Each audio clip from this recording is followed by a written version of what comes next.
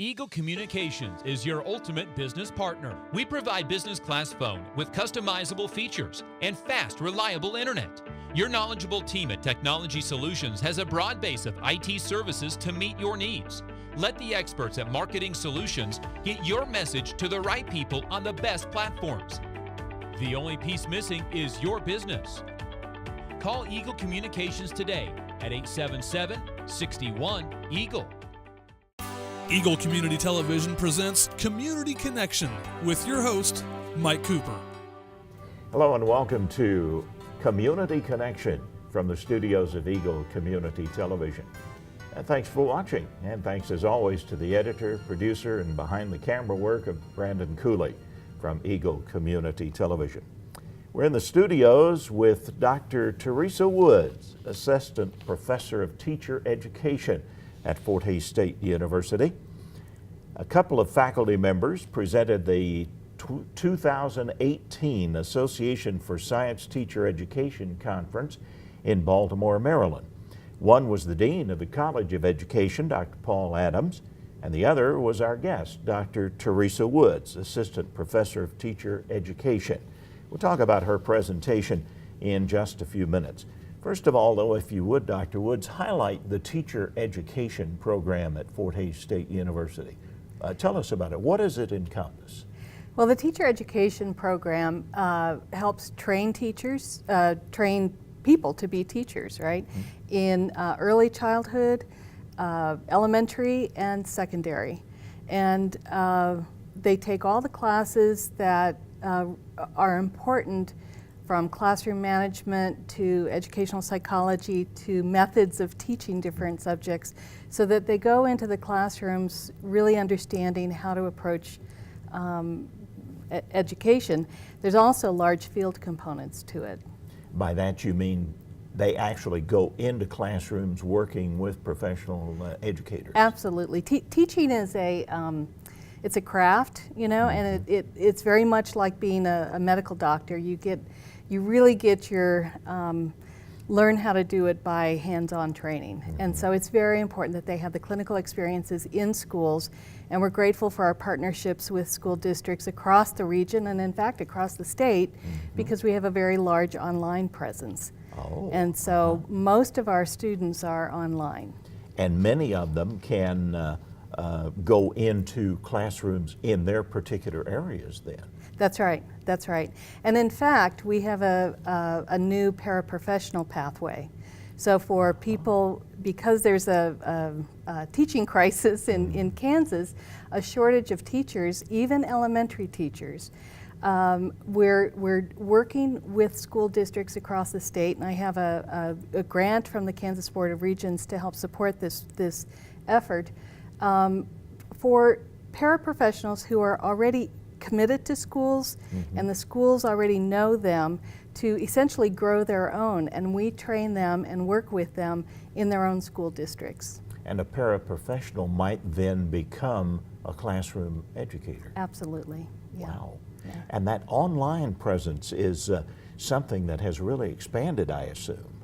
It has. It really has. And what it allows is people who are place-bound, essentially, mm-hmm. to, or working full-time and so forth, to have the flexibility to work with the coursework and everything they need to get trained to be a teacher and certified. Without having to travel to Fort Hays State on campus to do the work. Yes, and we have the benefit of having some amazing instructional technology experts at the university that help us work with all the leading edge technologies of trying to make the online experience more personal. Uh-huh. And so I do a lot of videos, we have a lot of chats, and I have evening, live classes and so forth. So wow, yeah. It's a pretty amazing program at Fort Hays State then. Yeah, I think it's good. Now, you mentioned the overall program, the teacher education program, involves both elementary and high school, correct? Correct, and early childhood, yes. And early childhood, mm-hmm. okay. You work primarily in the elementary area, right? I do. Is there a particular focus on science teaching? In elementary, the teachers are trained as generalists, so they're trained to teach how to read and write. So they're trained in literacy methods, in math methods. So when we say math methods or literacy methods, these are the methods to teach these subjects and these skills, and they're very unique often to the particular subject. And so there's social studies methods, art methods, music methods, and science methods. And I usually get them just before they do their student teaching. And so one of the things I love about science is it really can easily wrap in a lot of different things, you know, whether it's reading and math and music and art and so forth. So. And that means that this potential teacher is going to have a lot of instruction work to be able to get those specific areas because they're going to cover a lot with the elementary students. Yes, and content too. So they work really hard. They work really hard, and I work them hard. And it's not a 9-to-5 job, as we all know. Correct. Tell me about the definition to become a scientist or to teach science. That's really formed in the elementary level, huh? Well, we know from research studies that children usually make their decisions about what they want to do, what they identify with in terms of professions by the 5th grade. Wow. And so even though I've been a research scientist myself, I have come back and really wanted to work with training elementary teachers because we know how important this is. If they're not teaching science, and science has been marginalized in our school systems in the last 20 years, really, if the elementary students are not exposed to science, don't develop a passion for it and a love for it,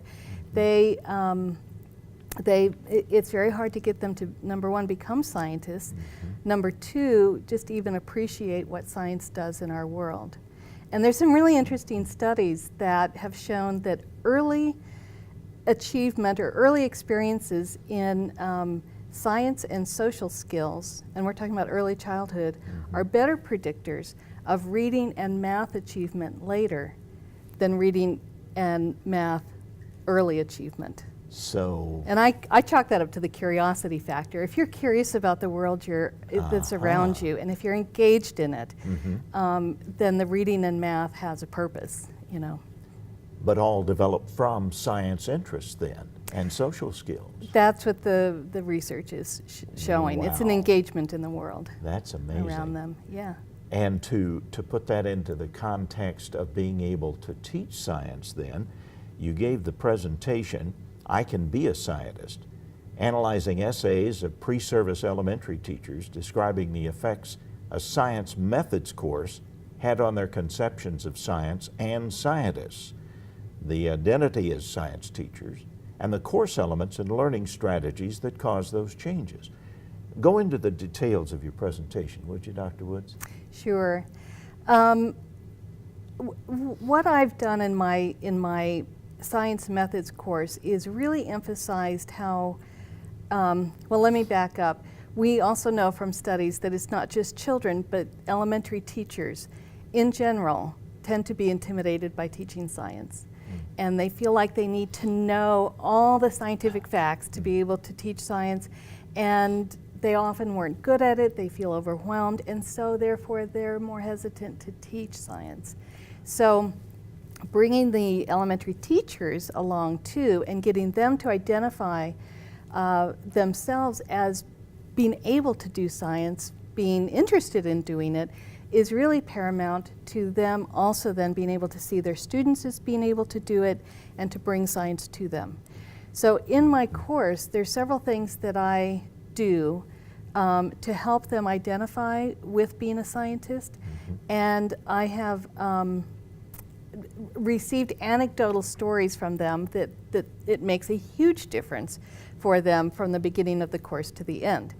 And I was really interested to know what was it that was making the difference. And so I analyzed their essays, and there were several things that made a difference. One of them was that I, at the very beginning of the course, I have them, it's a well-known Draw a Scientist test where they draw what they know about science and scientists.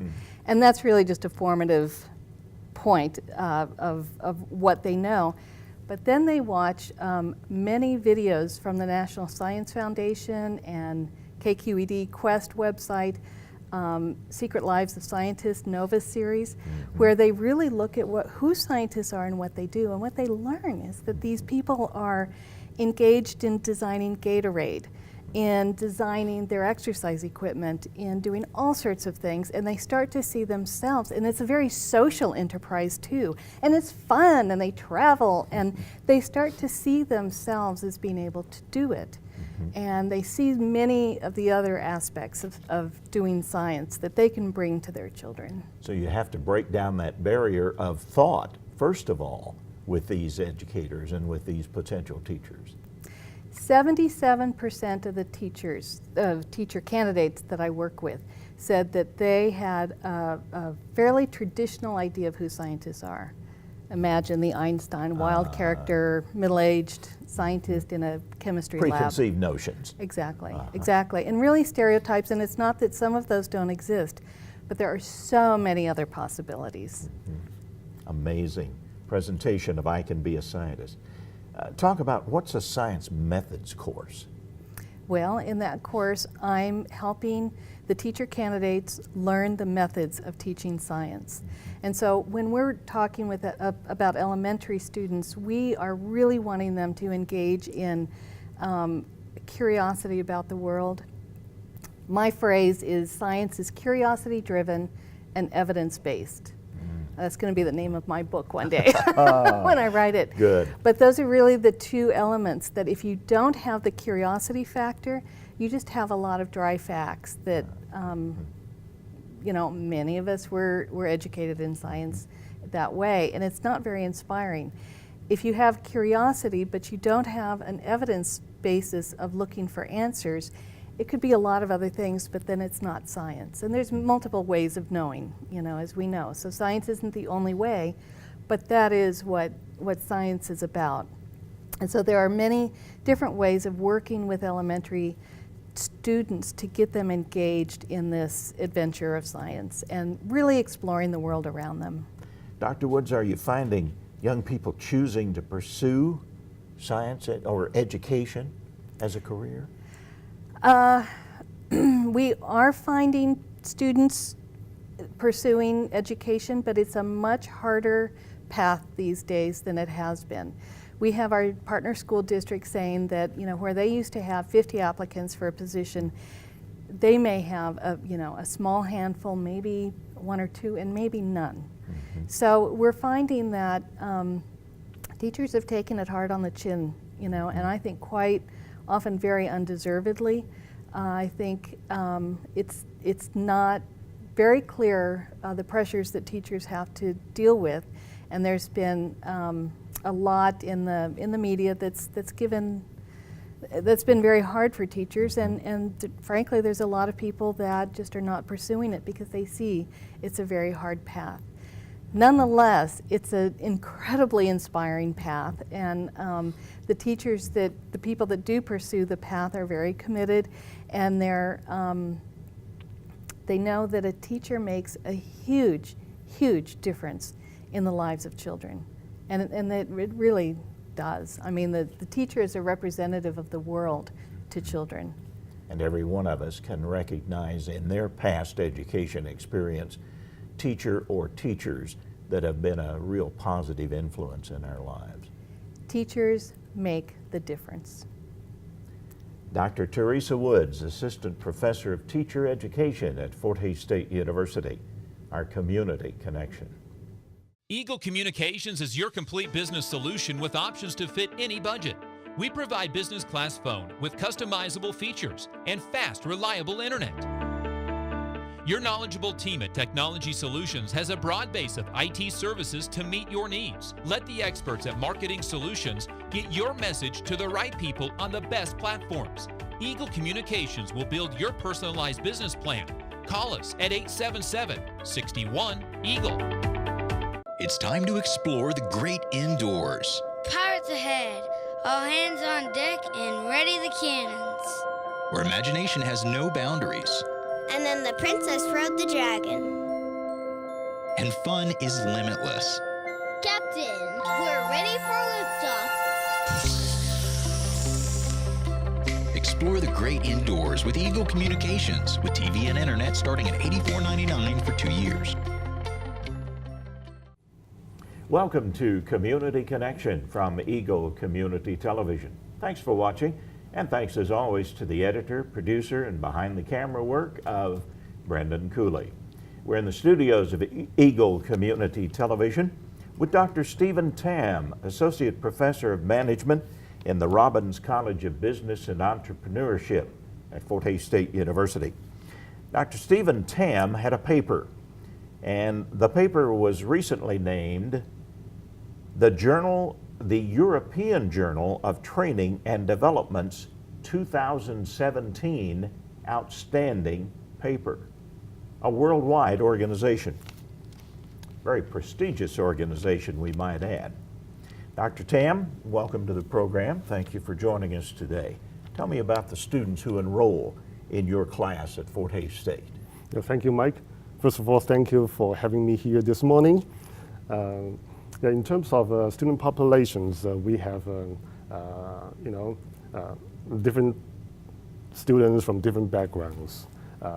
The majority is from the Western Kansas, plus some students from around the world.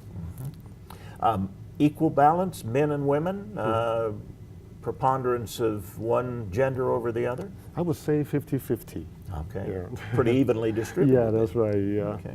What areas do they work in? What are they interested in when they come to your class, Dr. Tam? From what I observed, since I'm working in the Department of Management, most of our students are interested in entrepreneurship.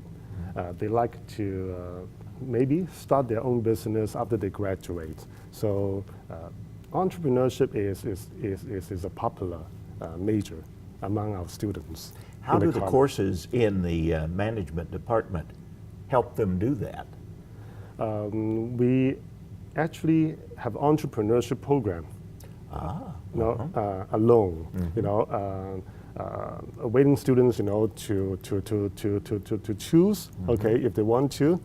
And in general, in our department, we have a curriculum which will develop, students with the sufficient background in business, knowledge in how to deal with people, in the workplace, in order to make them widely applicable, to different majors we offer in the department. And several years ago, we visited with Henry Schwaller, Right. who initiated that entrepreneurship program, right. and it has grown magnificently over the years in the numbers of participants in that. We're getting more students, more interest parties, in this program, and that is the reason, that is the drive why we develop this curricula, associated with other disciplines in management. Dr. Tam, Yeah. as we mentioned, recently was named the European Journal of Training and Development's 2017 Outstanding Paper. Who was this paper designed to reach when you put it together, Dr. Tam? When I developed these papers, my ultimate audience would be the business owners in small and medium-sized enterprises. Around the world? Around the world, yeah. Basically, as long as you are owner-managers in SMEs, you should read my articles. So the paper then was chosen based on, according to the European Journal of Training and Development, based on rigorous standards of academic research. Explain how your research fits into the paper, Dr. Tam. Sure. In terms of this paper, I think for any papers, I guess a rigorous design, okay, in the research method would be important. In other words, before you think about how to approach a problem, okay, you have to consider the credibility, validity, and also how practical the findings would be. Okay, So in the process of design, we have to make sure we make use of every single means to ensure from finding your informants, your people for interviews, for getting the informations, all the way to data analysis to conclusion. So we have to make sure every step is strongly support. And You have to back up what you put in that paper, don't you? that's right. Yeah, we have to make sure the whole process is well designed and the findings would be accurate at the end of the day. So that's so-called rigorous. So as long as you put your heart, okay, in developing this piece of research, other people would appreciate how reliable and how convincing the whole piece of work would be. And obviously it must have been, because Dr. Tam has had some 2,000 downloads online of the paper, and we understand it continues to be cited in research worldwide. So it is a basis for other people producing papers of quality.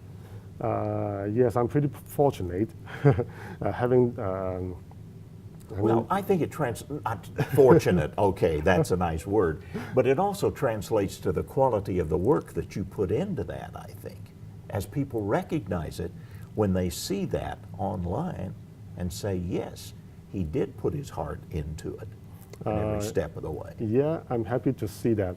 And Mike, to be more accurate, last night I checked the downloads rate, which reached almost 3,000 downloads right now. So you're up to 3,000 almost. And still ongoing. Still as ongoing. A matter of fact. And the paper is still, the most read papers every week.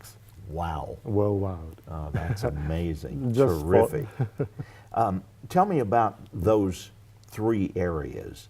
Let's talk about the areas that were involved. The work studies domains of organization theory, strategic management, and organizational learning. Can you simplify that or put that into lay terms for us, Dr. Tam? Sure, I'll try. Organizational theory is very complex, dimensions, in terms of knowledge. When we make use of the organizational theory, we try to understand the interactions between the employees and the organizations. Okay, we try to understand the activities, the influence, and also the outcomes between these 2 entities. Okay, so in terms of strategic management, which is something which is relating to how we formulate the strategic actions, okay, which would be helpful, in achieving what we want. How the business works, How the business wants to be, and how we are going to formulate the strategic actions to help that visualize, at the end of the day. And then organizational learning? That's right. Another component in my paper is around organizational learning. Organizational learning is simpler. Okay. In layman terms, we know that we have 4 levels of learning in the organizations. Individual level of learning, group level of learning, organizational level of learning, and also inter-organizational level of learning. So basically for organizations, these 4 levels of learning happens every day, okay? And also depends on the nature, the age of your organization. If the organization is young, we see more in the individual level of learning. When the organization is in high growth, we see more group level of learning. When we see a mature organization, we tend to see more organizational level of learning. But as far as SME is concerned, I realized that from this research that inter-organizational learning is popular no matter where or when, the firm is. Or how big the firm is? Is that a component as well, about the size of the organization or business? This research is more for SMEs. In other words, it doesn't really apply, to big organizations yet. So it's all for SME at this point in time. I think my next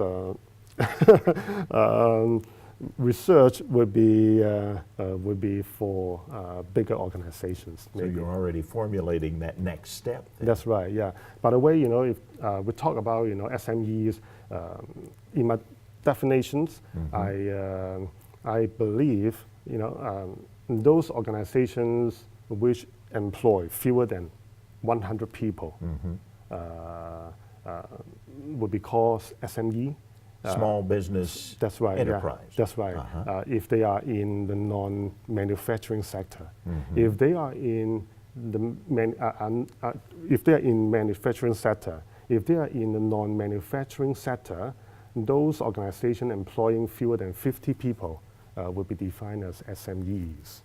So, what's your background, Dr. Tam? I went to college where? I attend college in Missouri. Warrensburg, right? Yeah, that's right. University of Central Missouri in Warrensburg for my bachelor degrees and my MBA degrees over there. Then I received my Ph.D. in management from the University of Surrey in England. Mentors? Who influenced you in a career? My students. Yeah, my students. Really? Yeah, I take these good opportunities, to interact with so many students in my career, and a lot of bright students really, gave me a lot of influence, and helped me grow to a better individual. So feedback is important from your students then. That's true. To your That's true. work as a professor. That's true, and I hope they also take my feedback positively for their growth, for their growing as well. You've been at Fort Hays State 6 years now. Yeah, this is my 6th year. Yeah. Family here in Hays. Yeah, my whole family is here in Hays. We call Hays our home. What about this new freshman at Fort Hays State? Your son? Yeah, he's very exciting. He's very excited studying at Fort Hays, and he's a freshman right now. Yeah. Hasn't made a decision on careers yet. He hasn't made his decision for the major. Just let him take some time to decide. Yeah. Suppose someday he'll step up and say, "Dad, I'd like to be an entrepreneur." Yeah, why not, right? It's possible, right? Yeah, it's possible. Why not? Yeah, absolutely. That's right. Yeah. Dr. Tam, it's been a real pleasure to have you with us here. Congratulations on this European Journal of Training and Development 2017 outstanding paper. The Associate Professor of Management at Fort Hays State University, Dr. Stephen Tam, our Community Connection.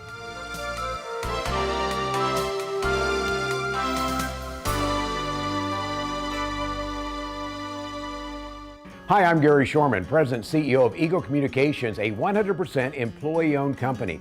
I'd like to personally thank you for selecting Eagle for your internet, television, and telephone service.